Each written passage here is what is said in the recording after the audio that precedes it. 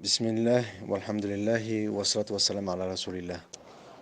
En fait, les mécanismes du raisonnement, ce sont des mécanismes qui sont extrêmement complexes. Et nous, pendant longtemps, en tant que littéralistes, nous avons attribué cela au savoir.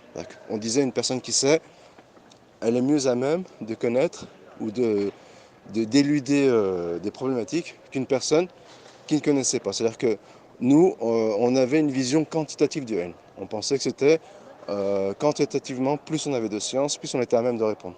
Alors qu'en réalité, il y a énormément d'autres facteurs qui entrent en jeu, et notamment des facteurs qui sont fitriques, qui sont naturels, qui sont intrinsèques, et qui sont l'intelligence naturelle et intrinsèque, dont la surdouance.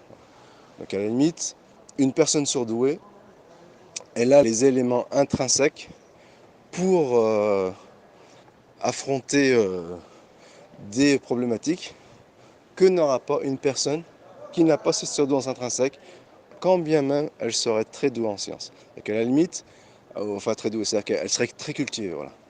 Donc la culture, ça peut pallier, c'est-à-dire que ça sera, elle va s'en servir comme des béquilles, mais le premier, il gardera malgré tout un avantage d'être surdoué.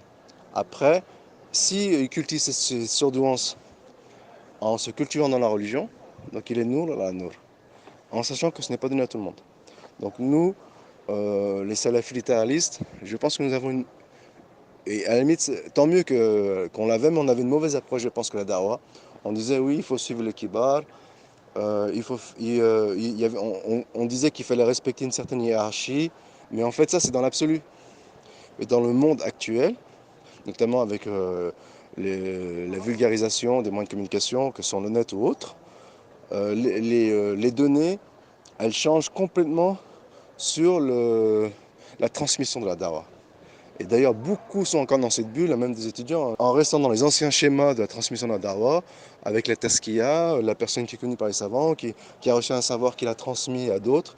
Ce sont des schémas, non pas qui sont obsolètes, mais qui sont viciés par la vie moderne. Pas forcément dans le bon sens du terme, peut-être même bien au contraire, mais c'est un état de fait. Et le meilleur exemple, c'est Blandine. Blandine, là dernièrement, il a fait une analyse extraordinaire pour répondre à Ahmed bin Aslam. C'est une analyse extraordinaire. Et comme nous, on est dans les vieux schémas de la science, elle s'apprend chez les savants, donc celui qui n'apprend pas la science chez les savants, c'est forcément un ignorant, eh bien, le premier réflexe que l'on aura, c'est de dénigrer Blandine. On va dire, ouais, bah, oui, c'est pas un savant, déjà, c'est pas un musulman. Mais en réalité, c'est que c'est un surdoué, d'une part, et aussi, il a profité de la vulgarisation des moyens de communication. C'est-à-dire que maintenant, cet accès à l'information, elle permet de faire des prodiges sans soi-même n'être un savant. C'est-à-dire qu'en fait, il ne faut plus s'étonner à notre époque de voir des personnes insignifiantes produire des analyses extraordinaires. Simplement, il faut leur reconnaître. Il faut leur concéder que leur analyse est extraordinaire.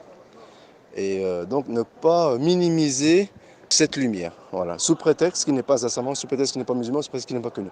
Et ça, c'est valable pour beaucoup d'autres. Il y a des gens qui ont l'expérience dans leur domaine.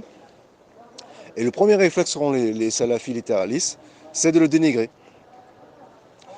Sous prétexte qu'il n'est pas un savant, sous prétexte qu'il n'a pas suivi le cursus, les schémas classiques de l'apprentissage. Mais notre époque, elle est viciée. Le mode de communication, il est horizontal, il n'est plus vertical. Donc c'est l'anarchie, hein, c'est l'anarchie de la fin des temps. L'anarchie amène l'anarchie, mais dans cette anarchie, il faut en tirer le bon profit. C'est-à-dire que peut naître des cendres de l'anarchie, certaines plantes ou certaines graines qui elles-mêmes